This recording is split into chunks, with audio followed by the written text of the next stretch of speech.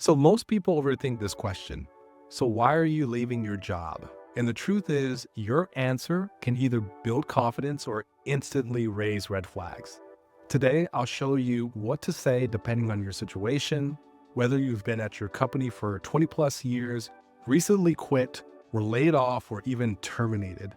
And more importantly, I'll show you how to keep your answer clean, neutral, and focused on your value without raising eyebrows. But before we dive in, if you're new here and haven't subscribed yet, hit the subscribe button and the bell to be notified every time we post a new video about job search advice, or if you're just looking for encouragement, wisdom, and practical guidance in your career transition journey, let us be your guide.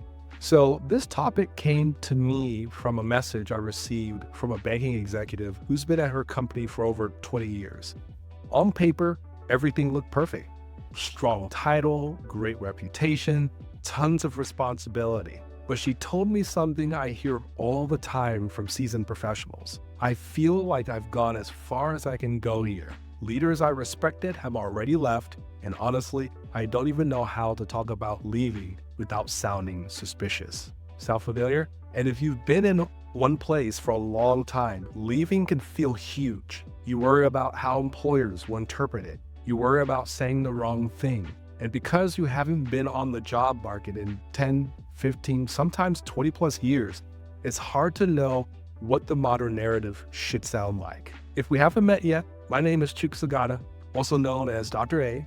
I am an executive career coach and former executive recruiter, and I've helped hundreds of seasoned professionals, directors, VPs, executives, and senior leaders navigate the job market with clarity and confidence. And through my company, Career Calibration, we've helped hundreds more successfully transition into six-figure plus roles, even in today's changing market. So if you're a seasoned professional facing challenges in your job search, stay tuned until the end. I'll share how we could support you in your transition and help you craft a narrative that builds trust instead of suspicion. But first, let's get into how to answer the question that's almost always lingering in the back of a hiring manager's mind. Why are you leaving your job? And we'll help you answer it in a clean, confident way that doesn't raise eyebrows, no matter your situation. So why this question matters more than people think. Now, before we get into what to actually say, we need to talk about why this question matters more than most people realize. Because on the surface, why are you leaving your job? Sounds simple, almost like a warm-up question. But in reality, it's one of the most diagnostic questions in the entire interview. Hiring managers aren't asking out of curiosity. They're asking because your answer gives them clues about your judgment, your self-awareness, your professionalism, and your stability. They're listening for, are you leaving for the right reasons? Are you running from problems? Are you going to bring conflict or negativity with you? Are you someone who grows or someone who flees? Are you self-aware enough to give a balanced professional answer? And here's something most job seekers don't know. Research consistently shows that the way you explain why you left your last role can heavily influence how hiring leaders perceive you. They're not just listening to what you say, they're evaluating your emotional maturity, your tone, and whether you're moving towards something or running away from something. And here's another important insight. Leadership IQ analyzed over 5,000 hiring managers and found that 46% of new hires fail within the first 18 months, and 89% of those failures came down to issues like emotional intelligence, coachability, temperament, and motivation, not technical skills. Why does that matter? Because all of those traits show up in how you frame your past, how you explain challenges, and how you talk about transitions. Your explanation becomes a pattern predictor. Now, the way that you describe your last job tells them how you talk about them if you ever leave. And here's another reason. This question is so important. It helps them assess risk. If someone's leaving after 2 years, okay, maybe the role wasn't a fit. If someone's leaving after 10, 15, 20 plus years, now it's a much bigger transition. Hiring leaders want to know what changed and why now. And this is critical. The U.S. Bureau of Labor Statistics reports that the median tenure is just 4.1 years. So when you've stayed somewhere for 10, 15, 20 years or more, your situation becomes unusual in today's market. Not bad, just uncommon. And anything uncommon triggers curiosity. Hiring managers are thinking, did something happen? Is there a conflict? Are they burnt out? Is their performance slipping? Is there a story they're trying to hide? Not because they're suspicious of you, but because their job is to prevent problems before they happen. They don't want to hire someone who is angry at their old company, emotionally drained, uncertain about what they want, fleeing from a bad situation, or worse, bringing baggage into a new environment. And here's something I saw constantly in my talent acquisition career. The longer the tenure, the deeper the questions. When someone has been comfortable for decades and suddenly starts looking, hiring leaders want a clean explanation that makes sense. This is why your narrative matters. This is why it needs to be tight, neutral, and future focused. And this is why your answer sets the tone for the rest of the interview. Because once you pass this question, the hiring manager stops wondering, is something wrong here? And starts leaning into, okay, let's talk about what you can do for us. And that is the shift we want. We'll go into what to say exactly in this video, but first, what most professionals get wrong, the 30-60 second rule. Now, once you understand why this question matters, the next thing you need to know is how long your answer should be. And this is where seasoned professionals, especially those at the senior level like directors, VPs, and executive level, tend to make the biggest mistakes. Most people talk way too long. They go into the history of the company, the organizational changes, their frustrations, the leadership shifts, the workload, the lack of recognition, the new CEO, the merger, everything except what the hiring manager actually needs. And the problem with long answers is this: they create uncertainty. And in the hiring world, uncertainty equals risk. There's research behind this, actually. Psychologists at Princeton found that people form impressions in as little as 1/10 of a second, which means hiring managers begin forming judgments almost immediately when you start speaking. And that's why a clear, confident narrative is so important. LinkedIn's interview insights consistently show that clarity beats length. When candidates ramble or over-explain, hiring managers often interpret it as uncertainty, even when the candidate is highly qualified. Why? Because the long explanations make it sound like there's a bigger story, something you're trying to justify or something you're not saying. But here's what hiring leaders actually want: a clean, concise 30 to 60 second explanation that checks the box and moves on. Think of it like this: your goal isn't to tell your story. Your goal is to remove doubt. A short, neutral answer makes you sound clear, intentional, emotionally balanced, and professionally grounded. A long answer makes you sound defensive, anxious, unsettled, or unsure, even if that's not the case. That's why I tell my clients, especially executives, that this answer should be sharp enough that if someone asks you in an elevator, you could deliver it confidently before the doors open. And here's the part people underestimate. When you keep your explanation short, you control the narrative. You prevent the conversation from drifting into territory you don't want to explore. And you position yourself as a candidate who knows their value, knows their direction, and doesn't dwell on the past. Because remember, the employer doesn't want a history lesson. They want assurance. They want to know you're leaving for the right reasons and that those reasons won't become a problem for them down the road. So the 30 to 60 second rule isn't just about time, it's about confidence, clarity, and leadership presence.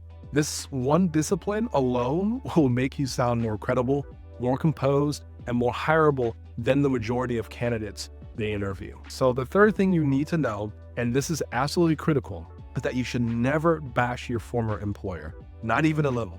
Not even if everything you'd say is true. And trust me, I get it. By the time someone is ready to move on, especially after 10, 15, or 20 plus years, there's often a lot that has contributed to that decision. Leadership changes, reorganizations, restructuring, budget cuts, toxic managers, a culture that slowly shifted into something unrecognizable. These things happen, and they happen in almost every industry. But here's the problem. In an interview, the hiring manager only hears your side of the story, and they have no context to validate it. And because they don't know you yet, they will judge your tone far more than they judge the facts. So here's what the research shows. So a study found that interviewers give significantly more weight to negative information than to positive information. So even brief negative comments about a former employer can disproportionately harm how you're perceived. And Deloitte's Human Capital Trends report emphasizes that organizations today value culture contribution, which means employers are hypersensitive to anything that hints at drama, conflict, or emotional volatility. So even if your experience was difficult, even if you had a toxic boss, even if the environment was exhausting or senior leadership made bad decisions, an interview is not the place to unpack that. Because here's how hiring managers think. If they speak this negatively about their previous company, what are they going to say about us in 6 months if something goes wrong? If they're blaming everyone else, will they take the responsibility here? If they bring this much emotion into a simple question, how are they going to handle stress, conflict, or change? So it triggers concerns you don't want to be associated with. But staying neutral doesn't mean hiding your truth. It doesn't mean pretending everything was perfect. It simply means framing things in a way that is professional, balanced, non-emotional, and forward-looking. For example, instead of saying leadership became terrible and the culture turned toxic, you could actually reframe it as there were organizational changes that shifted the role in a direction that no longer aligned with my long-term goals. Same reality, different tone, strategically neutral. And this matters even more for senior professionals, because once you cross into that senior level, director, VP, executive level roles, and it could also happen with entry level roles, companies expect you to have the emotional maturity to navigate difficult situations without complaining, finger pointing, or assigning blame. So your calm, neutral tone communicates 3 things hiring managers love. You're emotionally steady, you can handle conflict or disappointment like a leader, and you're focused on solutions, not problems. And that's exactly the impression you want to give. So remember this rule: be honest, but never emotional. Be factual, but never negative, and always pivot back to the future, not the past. So let me pause for a second. If any of this is hitting close to home, do me a favor and tap that like button. It really helps this video reach more seasoned professionals who need it. And quick question for you: how long have you been in your current role? Drop the number of years in the comments. I'm genuinely curious. Now that you understand why this question matters, why your answer needs to be concise, and why neutrality is essential, let's talk about the part everyone really wants to know. What do I actually say, depending on my situation? Because the reality is this: not all job transitions are the same. Leaving after 20 years is different from getting laid off. Being terminated is different from quitting voluntarily. And if you're still employed, your answer carries a very different tone. So I'm going to walk you through clean professional narratives for the 5 most common scenarios, and I'll explain why each one works. So these are the same scripts that I actually give to my clients, senior professionals, directors, VPs, executives, senior leaders, and they use them to land multiple 6-figure roles with confidence. So let's get into them. First, if you've been with your company for 10 to 20 plus years, this is one of the most common scenarios I see, especially in banking, healthcare, manufacturing, and financial services, where long tenure is typically normal. But again, today's job market views tenure differently. When the average tenure is only 4.1 years, leaving after 20 plus years naturally raises questions. So here's the cleanest narrative that you can use: I've had an incredible career here, a lot of growth, a lot of impact at this stage. Opportunities to continue advancing are limited, and I'm ready for a new challenge where I can contribute at a higher strategic level. I'm excited to bring my experience in operations and technology to an organization where I can continue to grow and deliver results. Why this works? It acknowledges loyalty, a highly respected trait. It frames the departure around growth, not dissatisfaction. It answers the unspoken question, why now? It pivots towards your value, not your past. And this is the safest, strongest narrative for long tenure professionals. Now, let's talk about if you're still employed but exploring new opportunities.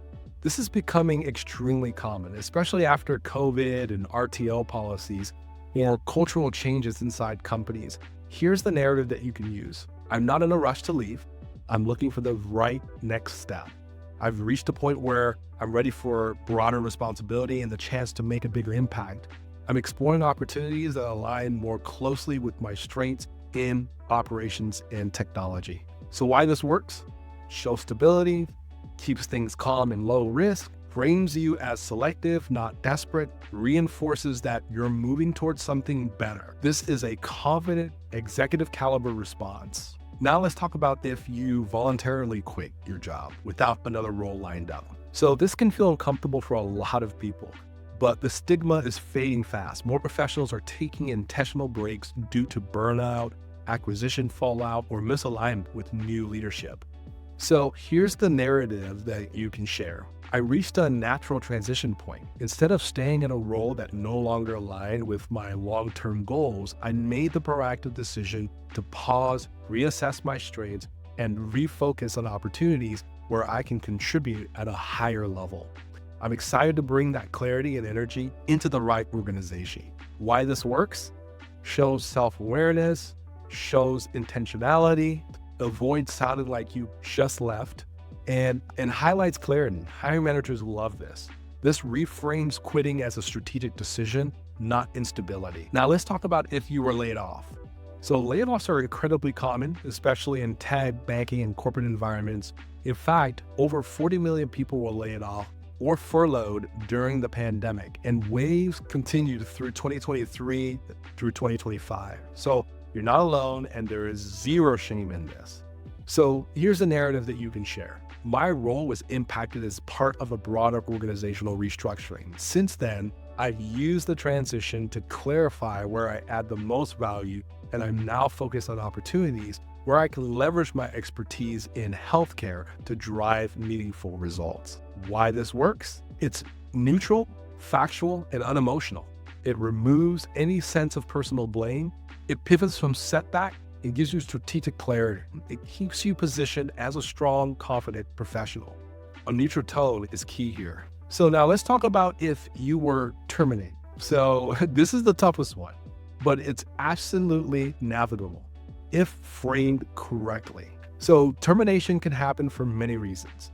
Misalignment with a new leader, a culture shift, a change in direction, restructuring disguised as performance, or simply a fit issue. So here's the safest, strongest narrative that you could use. There was a misalignment between the direction the organization was moving and where I do my best work. The experience really helped me clarify the environment where I can deliver the strongest impact, collaborative, fast-moving teams where I can leverage my strength in technology. That's why this opportunity stood out to me. So why this works? There's no blame, no defensiveness, no emotional detail. It reframes termination as a fit issue, not a competence issue. It ends by turning the conversation toward your value. This is the cleanest way to move past a question while maintaining trust. All right, so always pivot to your value. And I want to talk about it because this is actually what separates strong candidates from everyone else. Now, once you've given your clean, neutral, 30 to 60 second explanation, there's one more step you must take. And this is the step that most professionals actually skip. You need to pivot the conversation away from why you're leaving and toward the value you bring to the role you're applying for. This pivot is the difference between sounding like you're being pushed out of something versus being pulled into the next chapter of your career. And your pivot matters a lot because here's the truth. Hiring managers don't just listen to what you say. They pay close attention to where you leave the conversation. When you end your answer by highlighting your strengths, your experience, and the impact that you can make, you shift their focus completely. You move them away from analyzing your past and guide them towards envisioning your future contribution within their organization.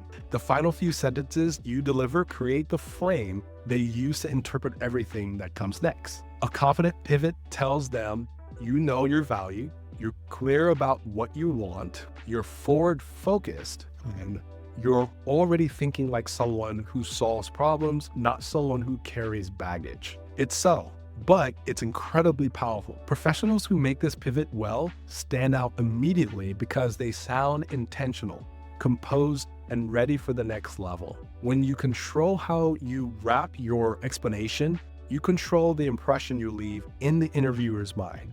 And strong impressions lead to stronger conversations, and stronger conversations lead to more offers. That's why your pivot is not just a technique, it's a competitive advantage. So let me show you what a strong pivot actually sounds like. After your clean explanation, you simply add. And that's why I'm excited about this opportunity. It aligns closely with my strength in healthcare and technology.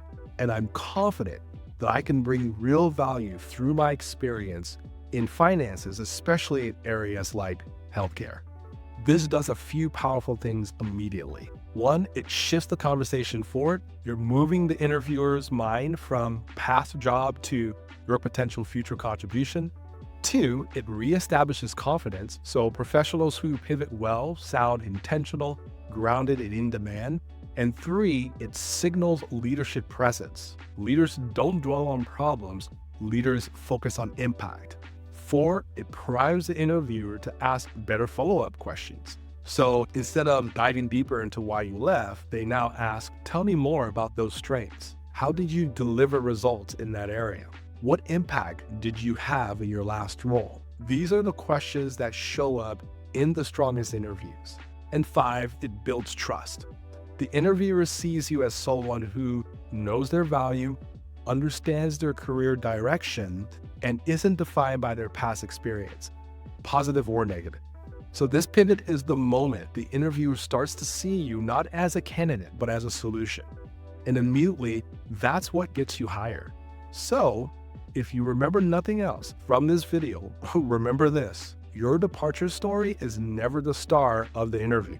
Your value is. And the faster you pivot to it, the stronger you look. All right, that's it for this video. So if you're a seasoned professional trying to make a career transition, especially after years of, or even decades in the same company, and you need help getting your narrative, your positioning, or your job search strategy right, I'd love to help. So go ahead and click on the link below and fill out an application to work with us.